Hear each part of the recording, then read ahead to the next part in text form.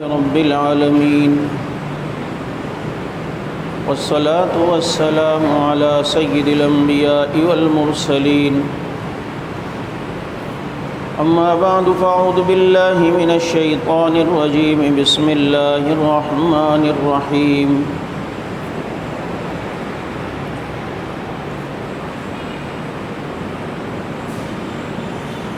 إذا جاء نصر الله والفتح ورأيت الناس يدخلون في دين الله أفواجا فسبح بحمد ربك واستغفره إنه كان توابا صدق الله مولانا العظيم ونحن على ذلك لمن الشاهدين والشاكرين والحمد لله رب العالمين يا رب صل وسلم دائما أبدا على حبيبك خير الخلق كلهم هو الحبيب الذي ترجى شفاعته لكل هول من الأهوال مقتحم درود پاک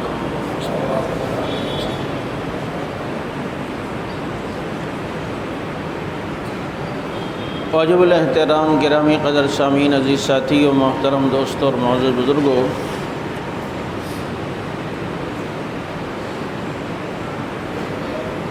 سفر کے مہینے کی مناسبت سے آپ حضرات کے سامنے تقریباً 2 جمعہ سے گفتگو ہو رہی تھی، اور اس کے ذیل میں نے یہ بتلایا تھا کہ سفر کا مہینہ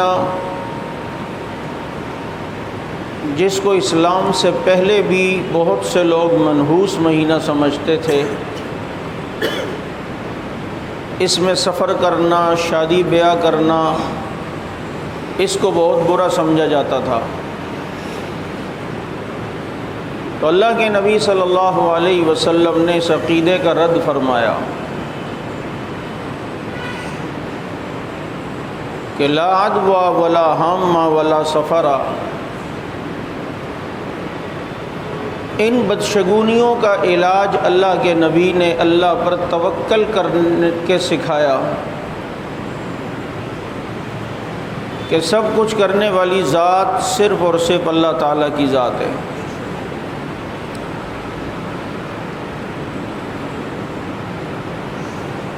جس قوم نے مسلمانوں میں زیادہ مشہور کیا ہے کہ اس مہینے سفر نہیں کرنا چاہیے، بہت منحوس ہے، یوں ہے اور یہ ہے اور وہ ہے، دوسری طرف وہ لوگوں کو یہ باور کرواتی ہے وہ قوم کہ حسین کا چہلم منایا کرو، کیا کرو، کیونکہ حضرت زینب مدینے سے کربلا چہلم کے لیے سفر کر کے آئی ہیں، تو سفر کے مہینے میں سفر تو تم ان کا بھی ثابت کر رہے ہو۔ اگرچہ یہ بات ہی غلط ہے کہ حضرت زینب چہلم کے لیے وہ کربلا آئی ہیں، ان کو بھائی اپنا جلوس نکالنے کے لیے کوئی نہ کوئی تو چیز ثبوت اور یہ کوئی نہ کوئی ایسی بات چاہیے کہ جو لوگوں کے سامنے رکھ سکیں، حکومت کے سامنے رکھ سکیں، اور جلوس جیسی شرارت والی عبادت کو مسلمانوں کے روڈوں پہ لا سکیں۔ تو ایک طرف قوم کو یہ باور کہ سفر کا مہینہ منحوس ہوتا ہے، سفر نہیں، دوسری طرف حضرت زینب مدینے سے آئیں، تو مدینے سے کربلا کا سفر کوئی کم ہے؟ کربلا میں ان کی شہادتیں ہوئیں، پھر وہاں سے یہ حضرات چلے ہیں کوفہ پہنچے ہیں، پھر وہاں سے یہ حضرات چلے ہیں، پھر مدینہ منورہ پہنچے ہیں، اس میں کتنے دن لگے ہیں پیدل سفر، پھر مدینہ پہنچ کے پھر 40ویں کے لیے بھی واپس آئیں۔ ان لوگوں کو 40ویں 42ویں کا کوئی کانسیپٹ نہیں ہوتا تھا۔ یہ عجم کا دین الگ ہے، عرب والوں کا دین چہلم اور رسم و رواج اور ان چیزوں سے بالکل پاک ہے،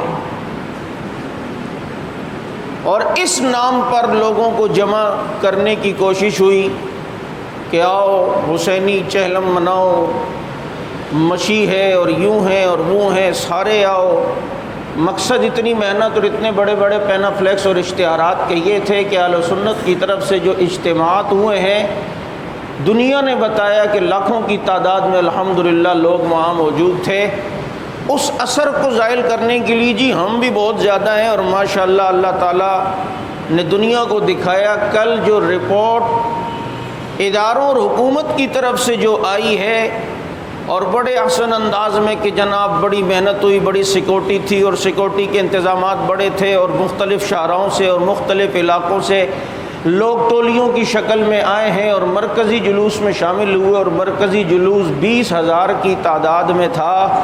میں نے کہا 20,000 کی تعداد، تو اتنی محنت کر کے 20,000 کی تعداد کر کے لایا ہے، جس میں عورتیں بھی ہوتے ہیں، تیرے بچے بھی ہوتے ہیں، تیرے کھجڑے بھی ہوتے ہیں، تیرے بڈھے بھی ہوتے ہیں، تیرے سب کچھ ہوتا ہے۔ یہ 20,000 کی تعداد، یہ 2 کروڑ سنی مسلمان کراچی والے پیشاب کریں، یہ سارے بہہ کے نکل جائیں گے۔ ہم اداروں سے کہتے ہیں کہ ان سے نہیں گھبرائے گا، یہ ہیں ہی کتنے، تھوڑے سے ہیں لیکن ہیں شرارتی۔ وہ الگ بات ہے کہ ڈکٹیشن اسرائیل سے لی جاتی ہے، وہ یہود سے لی جاتی ہے۔ تو بہرحال 20,000 کی تعداد تشریف لائی ہے کل، اور اتنی محنت ہوئی ہے، اور آپ حضرات نے اہل سنت کے اجتماعات بھی دیکھے ہیں۔ تو بہرحال میں یہ عرض کر رہا تھا کہ اس مہینے کے اندر سفر کرنے کو جو قوم لوگوں کے سامنے باور کروائے کہ نہیں کرنا چاہیے منحوس، تو دوسری طرف وہ یہ کہے کہ حضرت زینب سفر کر کے کربلا میں چہلم منانے کے لیے آئی ہیں، وہ کوئی چہلم والے لوگ نہیں تھے۔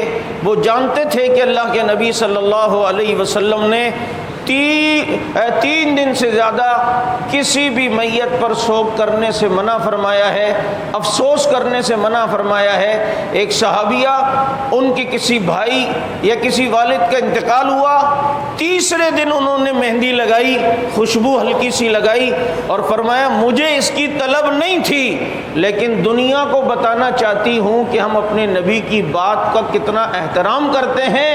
تیسرے دن یہ کر کے میں یہ بتانا چاہ رہی ہوں کہ اب میرا سوگ نہیں ہے، تاکہ نبی کی تعلیم پر عمل ہو سکے۔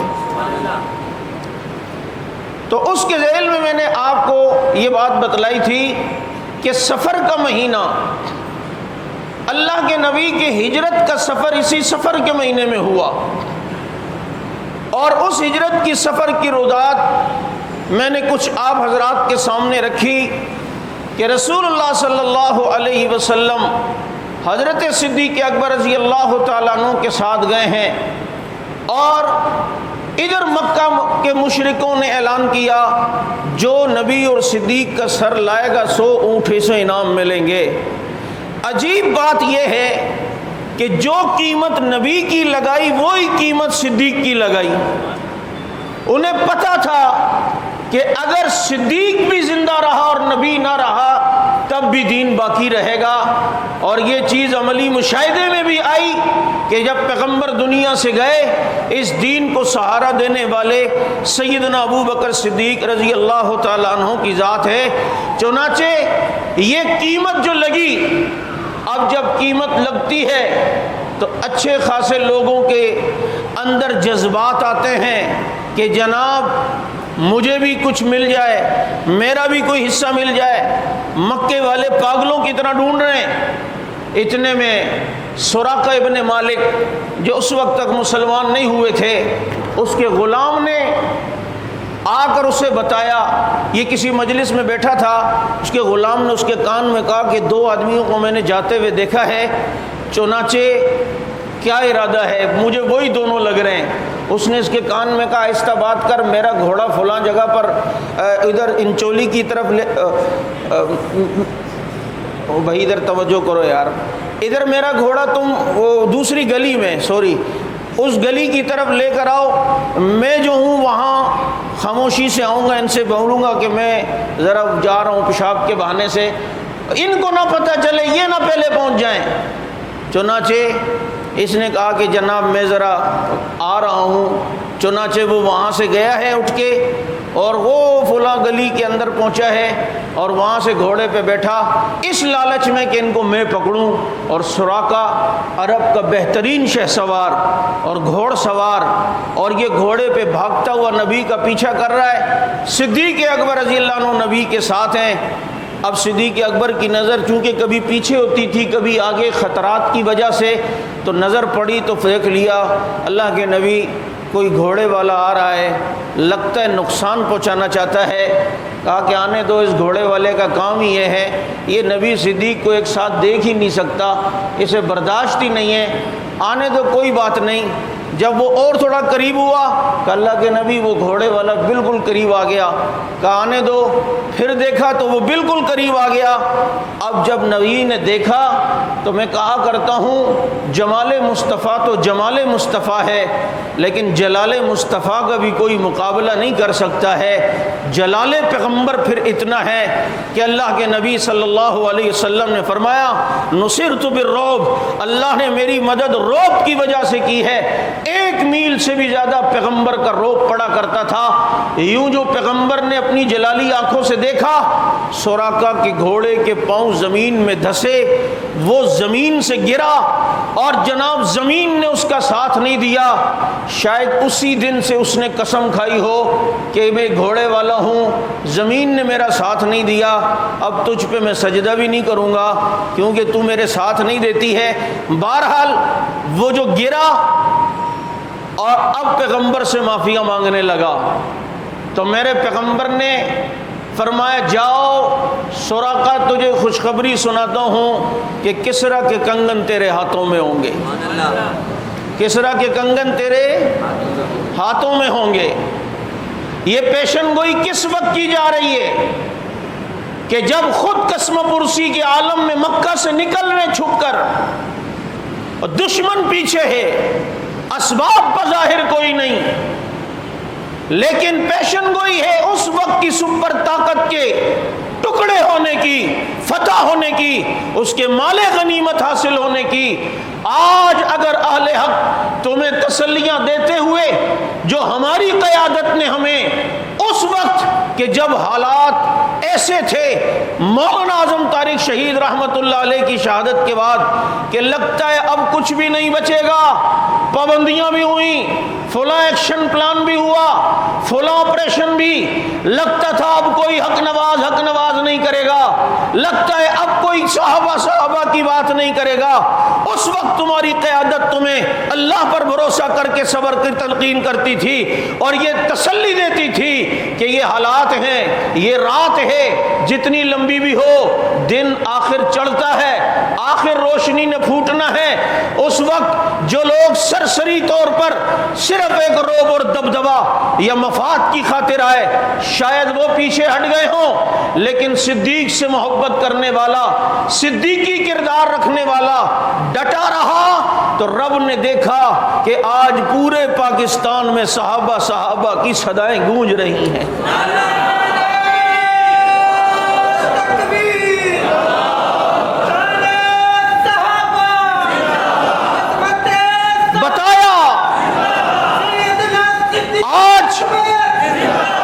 صدیق اکبر رضی اللہ تعالیٰ عنہ کے متوالے خدا کی قسم آج بھی زندہ ہے. تمہاری ایک جماعت نہیں مانتی تھی، اب ساری جماعتیں تمہاری باتیں مان رہی ہیں اور کہتے صحیح بولتے تھے، ٹھیک بول رہے تھے، اور جو بات یہ کہتے تھے وہ سچ ہے.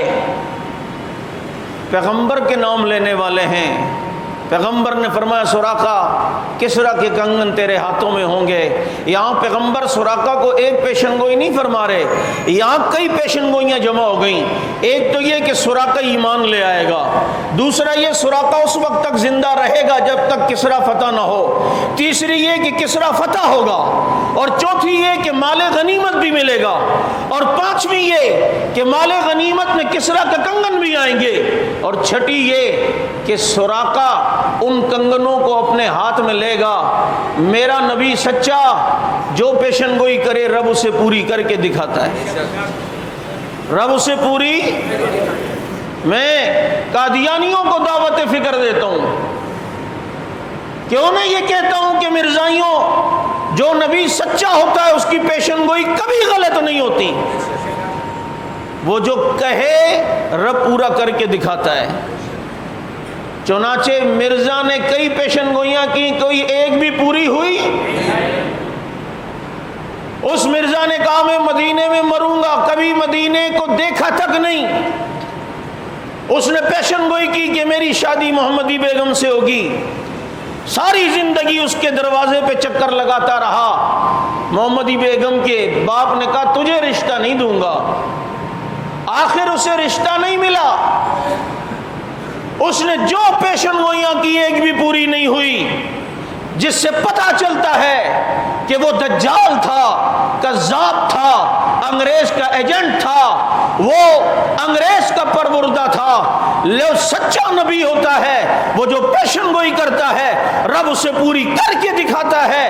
میرے پیغمبر نے جو پیشن گوئیاں کی ہیں خدا کی قسم رب نے اسے پوری کر کے دکھائی ہیں۔ اور یہاں میرے پیغمبر نے پیشن گوئی کی سراقہ کسرا کے کنگن تیرے ہاتھوں میں ہوں گے۔ اب یہ پیشن گوئی عالم اسلام کے لیے خوشخبری تھی، مسلمانوں کے لیے خوشی کی بات تھی، اور پیغمبر محمد ہرگز نہ گفتے تا نہ گفتے جبرائیل، یہ پیغمبر خود نہیں بولتے، وما ينطق عن الهوى ان هو الا وحی یوحى، اللہ کی وحی کے ذریعے بولتے ہیں۔ پیغمبر اگر یہ پیشن گوئی فرما رہے ہیں بذریعہ وحی رب کے بتانے پر کہ کسرا فتح ہوگا، کنگن ہاتھوں میں آئیں گے، مال غنیمت ملے گی، مسلمانوں کو یہ علاقے فتح ہوں گے، مسلمان ان علاقوں کو فتح کریں گے، مسلمان کسرا کو دن میں تارے دکھائیں گے، مسلمان اسے تگنی کا ناچ نچائیں گے، مسلمانوں کو خوشی ملے گی۔ اذا جاء نصر اللہ والفتح کا عملی نظارہ فتح مکہ کے بعد مسلمان کسرا کی فتح کے بعد دیکھیں گے۔ اور مسلمانوں جو پیشن گوئی میرے نبی نے بتائی ہے اور جو پیشن گوئی میرے نبی نے سنائی ہے اللہ رب العزت نے وہ پوری فاروق اعظم کے دور میں پوری کی ہے۔ جن سے فاروق اعظم کے ایمان کا اندازہ دیکھو، فاروق اعظم کی قیادت کا اندازہ دیکھو، فاروق اعظم کی قیادت کی بھی اور خلافت کی بھی یہاں پیشن گوئی ہو رہی ہے کہ یہ پیشن گوئی سنا میرے نبی رہے ہیں اور اللہ اسے پوری فاروق اعظم کے دور میں کر رہے ہیں۔ اللہ کے نبی نے دیکھا خندق کے میدان میں جو سخت چٹان آئی ٹوٹتی نہیں ہے، پیغمبر کدال لے کر آئے اور مارا، آگ نکلی، روشنی نکلی، چنگاری نکلی اس پتھر سے۔ فرمایا اللہ نے مجھے کیسر و کسرا کے خزانے دکھائے، دشمن کے گھیرے میں پورا مدینہ محاصرے میں، اور پیشن گوئی میرے نبی فرما رہے ہیں کہ کیسر و کسرا کے اللہ خزانے مجھے دکھا رہا ہے۔ اور صحابہ کرام تو وہ تھے کہ سمعنا واطعنا، ہم نے سن لیا اور اطاعت کی۔ دیکھے خزانے میرے نبی نے، اور فتح فاروق اعظم کے دور میں ہوتے ہیں۔ علیکم بسنتی و سنت الخلفاء الراشدین اقتدوا بالذین من بعد ابو بکر و عمر۔ ایسے ہی تو نہیں فرمایا کہ ابو بکر و عمر کہ میں ابو بکر و عمر کی اقتداء میرے بعد کرنا، یہ پیغمبر کی پیشن گوئیوں کو خدا کی قسم پورا کرنے کا مصداق بنے۔ اب ہوا پیشن گوئی فرمائی، وقت گزرتا گیا، پیغمبر دنیا سے گئے، صدیق اکبر رضی اللہ عنہ کا دور آیا، وہ دنیا سے گئے، حضرت فاروق اعظم رضی اللہ عنہ کا دور آیا، پھر کسرا فتح ہوا، فارس کے پرخچے اڑے، ایرانی پریشان ہوئے، عمر کے نام کا روب ایران تک پہنچا، اور وہ ایران جو اپنے کو ناقابل تسخیر ملک سمجھتا تھا کہ ہمیں کوئی کچھ نہیں کر سکتا، اس نے پھر دیکھا کہ عمر کی میم کے بعد راہ جو تلوار کی طرح نظر آتی ہے اس ایران پہ پڑی، اور پھر ایران کو تگنی کا ناچ نچایا، اور پھر یہ کسرا کا علاقہ فتح ہوا، غنیمت کا مال سامنے ہے، حضرت عمر مال کو دیکھتے ہیں اور پریشان ہیں، کبھی ایک چیز کو اٹھاتے ہیں ادھر رکھتے ہیں، کبھی ایک چیز کو اٹھاتے رکھتے ہیں۔ امیر المومنین آج تو خوشی کا دن ہے، آج آپ کے چہرے پہ ناگواری اور پریشانی کے اثرات کیوں؟ عمر کی زبان پہ ایک ہی لفظ ہے، کسرا کے کنگن کہاں ہیں، کسرا کے کنگن کہاں ہیں؟ گھوڑ سوار دیکھا کہ کوئی آ رہا ہے، قریب آ کے رکا، ایک ریشم کا رومال دیا اور کہا امیر المومنین مال غنیمت میں یہ پیچھے رہ گئی تھی، یہ آپ کو دینے کے لیے آئے ہیں۔ حضرت عمر نے جب وہ رومال کھولا تو اس کے اندر کسرا کے کنگن تھے۔ حضرت عمر اس کنگنوں کو ہاتھ میں لے کے کہتے لوگوں سراقہ کہاں ہے، سراقہ کہاں ہے؟ سراقہ صحابہ کی صفوں کو چیرتا ہوا آیا۔ حضرت عمر نے فرمایا سراقہ یہ کنگن اپنے ہاتھوں میں لے کر ہاتھوں کو بلند کر تاکہ دنیا کو پتا چلے میرا محمد جو کہتا ہے رب اسے پورا کر کے دکھاتا ہے۔ پیشن گوئی رب نے نبی کی پوری کی، یہ کسرا کے کنگن سراقہ تیرے ہاتھوں میں ہوں گے۔ وہاں سے پیغمبر مدینہ منورہ کا سفر کرتے ہیں ہجرت کی رات، اور پھر مدینہ منورہ والوں کو اطلاع مل گئی تھی کہ پیغمبر آ رہے ہیں، مدینے کی طرف آ رہے ہیں۔ یہ روزانہ آتے مدینے کی سرحد پر، بارڈر پر کوئی درختوں پہ کھڑا ہوتا، کھجوروں پہ کھڑا ہوتا، دیکھتا کہ کوئی آ تو نہیں رہا، نہیں، شام کو پھر چلے جاتے، نہیں آئے۔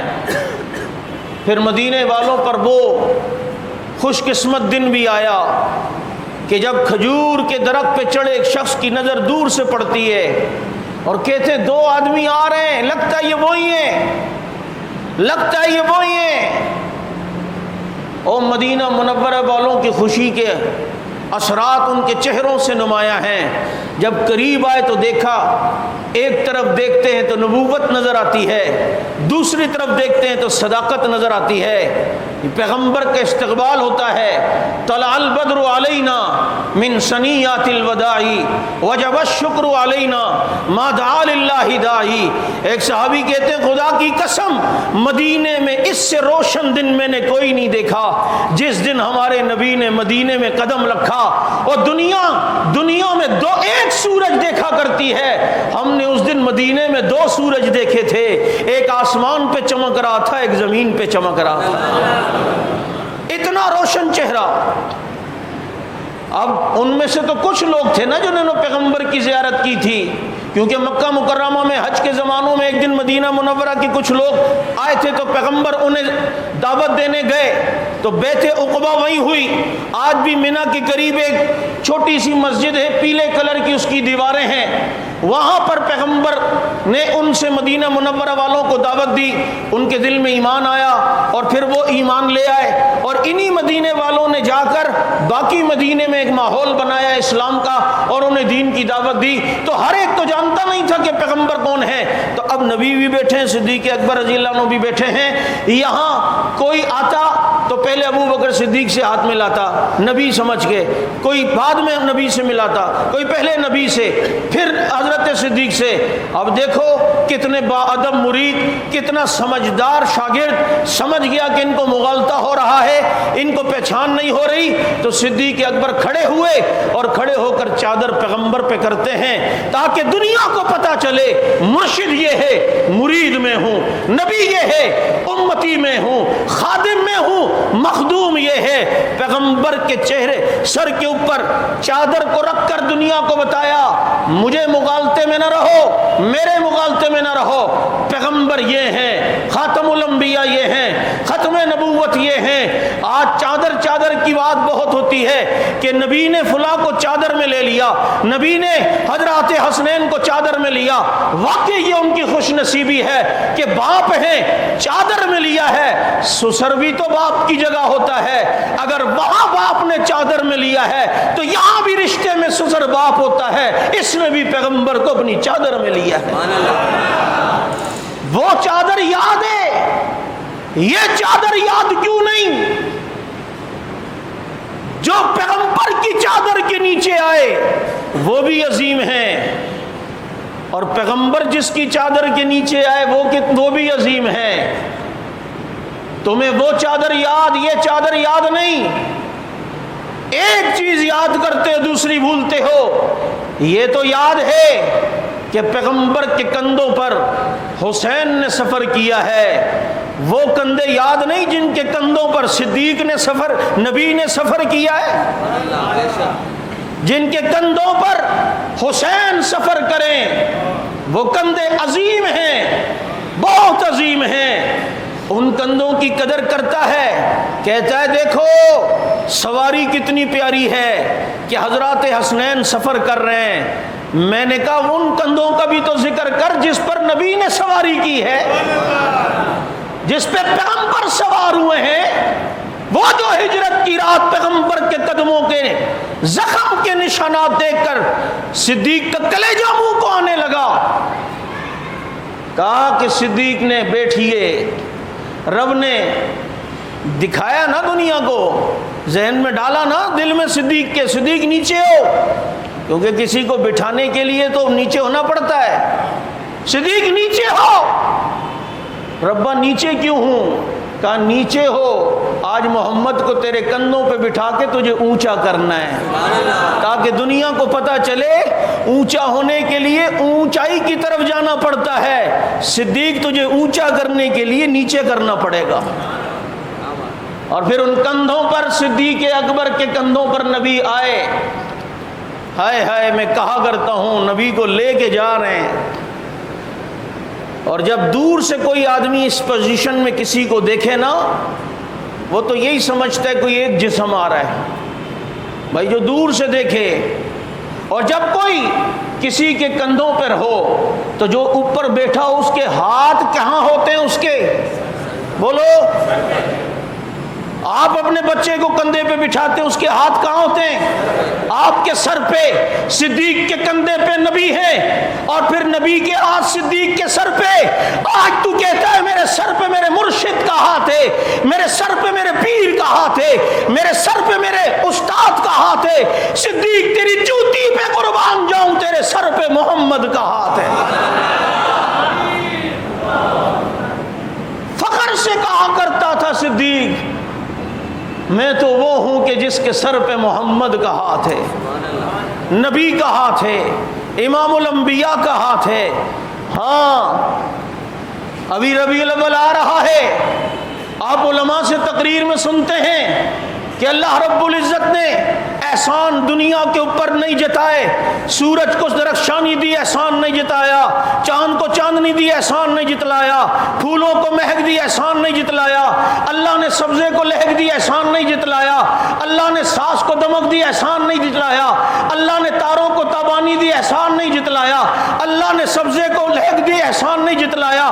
یہ سارے احسانات اللہ نے کیے نہیں جتلائے، لیکن جب نبی کو پیدا کیا تو فرمایا لقد من اللہ علی المؤمنین اذ بعث فیہم رسولا۔ میری ذرا بات پہ غور کرنا، اب نبی کو پیدا کر کے رب نے کہا میں نے تم پر احسان کیا ہے، یہ نبی بھیج کر احسان کیا ہے۔ پتہ چلتا ہے نبی اللہ کا احسان ہے، نبی اللہ کا احسان ہے کہ اللہ نے تم پر احسان کیا ہے نبی کو بھیج کر۔ آج تیرے سر پہ مہنگی ٹوپی ہو، لوگ کہتے ہیں بڑی پیاری ٹوپی ہے، کہتے ہیں یار اللہ کا مجھ پر احسان ہے، مجھ پر، میرے الفاظوں پہ غور کرنا۔ آج تیرے پاس گاڑی بڑی پیاری ہے، کہتا ہے مجھ پر اللہ کا احسان ہے، یار ماشاءاللہ گھڑی تو بڑی مہنگی والی پہنی ہے، کہتا ہے کیا کروں، اللہ کا مجھ پر احسان ہے، یار تیرا گھر بڑا پیارا بنا ہوا ہے، کہتا ہے اللہ کا مجھ پر احسان ہے، اللہ کا احسان ہے۔ واقعی دولت کا ملنا بھی اللہ کا تجھ پر احسان ہے، شہرت کا ملنا بھی اللہ کا تجھ پر احسان ہے، یہ ساری چیزیں اللہ کے احسان ہے، لیکن جس کو اللہ نے اپنا احسان کہا وہ آج صدیق پر نظر آ رہا ہے۔ صدیق کے کندھوں پہ نبی۔ تصورات میں دیکھو، کسی نے پوچھا ہو صدیق یہ کون ہے تجھ پر، تو جھوم کے کہا ہوگا مجھ پر اللہ کا احسان ہے۔ لاؤ اب اس احسان کا مقابلہ۔ تو کہتا ہے میرے پاس دولت ہے، اللہ کا احسان ہے تجھ پر، میرے پاس علم ہے، اللہ کا احسان ہے، اور صاحب علم صدیق پر ہے، کندھے پر ہیں، سر نبی کا، ہاتھ نبی کے صدیق کے سر پر، اور چل رہے ہیں، اور دور سے دیکھنے والا سمجھ رہے ایک جسم ہے۔ اور صدیق چاہتے بھی تھے کہ اللہ محبت میں کبھی وہ مقام بھی تو آئے، من تو شدم تو من شدے، من جہاں شدم تو روح شدے، تا کس نہ گوید بعد ازی من دیگرم تو دیگرے۔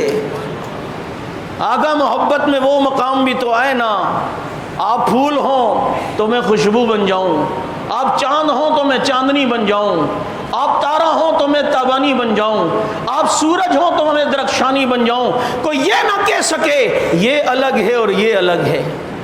اور آج رب نے یہ بتایا، لوگ آ رہے ہیں ہاتھ ملا رہے ہیں، کون ہیں ان میں سے نبی؟ صدیق کھڑے ہو گئے، بتایا نبی یہ ہیں، مرشد یہ ہیں، امام یہ ہیں، مخدوم یہ ہیں۔ جو حسن نبی کا ہے وہ صدیق کا نہیں ہے، بلکہ جو حسن نبی کا ہے وہ حضرت یوسف علیہ السلام کا بھی نہیں ہے۔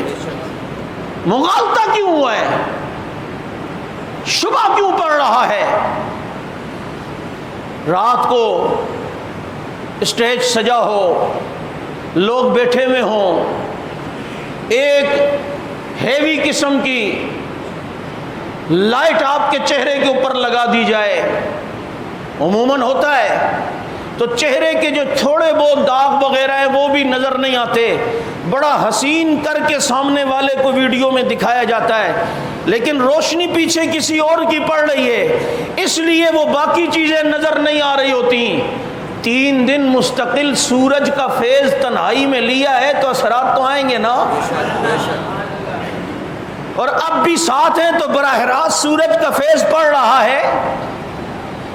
اسی لیے تو کہتے ہیں کہ باقی صحابہ کی مثال ستاروں کی ہے، صدیق کی مثال چاند کی ہے۔ یہ ستارے سیارے بھی روشنی سورج سے لیتے ہیں، چاند بھی روشنی سورج سے لیتا ہے۔ چاند کیوں زیادہ چمکتا ہے؟ اس لیے کہ وہ روشنی زیادہ لیتا ہے، وہ روشنی اس کی روشنی زیادہ ہے۔ چاند نے فیض زیادہ لیا تو زیادہ چمکا، تاروں نے بھی لیا، چمکتے ہر تارے ہیں، ہر ستارہ ہے۔ تجھے چمک نظر نہ آئے تو میں کیا کروں؟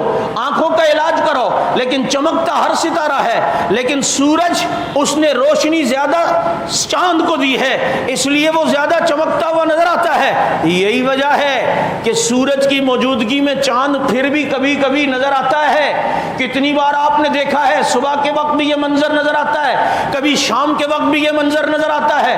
سورج یہاں غروب ہو رہا ہے، وہاں سے چاند نظر آ رہا ہے، صبح کو بعض دفعہ سورج نکل رہا ہے، چاند وہاں نظر آتا ہے۔ میں نے کہا یہ کیا منظر ہے؟ کہا ہاں، یہ دنیا کو رب بتا رہا ہے کہ سورج کی موجودگی میں چاند کبھی کبھی نظر آتا ہے، لیکن سورج کی موجودگی میں ستارہ نظر نہیں آتا، سورج کی موجودگی میں تارا نظر نہیں آتا۔ میں نے کہا کیا مطلب؟ کہا مطلب سمجھ میں نہیں آیا کہ نبی کی موجودگی میں مصلی پر صدیق تو نظر آ رہا ہے، لیکن نبی کی موجودگی میں مصلی امامت پر کوئی صحابی نظر نہیں آتا ہے۔ کیوں؟ اب یہاں نبی کے دنیا سے جانے کا وقت ہے، چنانچہ پیغمبر جا رہے ہیں۔ صدیق کو کہا مرو ابا بکر فلیصلی بالناس۔ سورج بھی چمک رہا ہے، چاند بھی چمک رہا ہے، سورج بھی نظر آ رہا ہے، چاند بھی نظر آ رہا ہے۔ ذرا توجہ کر، شاید اسی منظر کو بیان کرتے ہوئے رب نے اس طرف اشارہ کیا ہے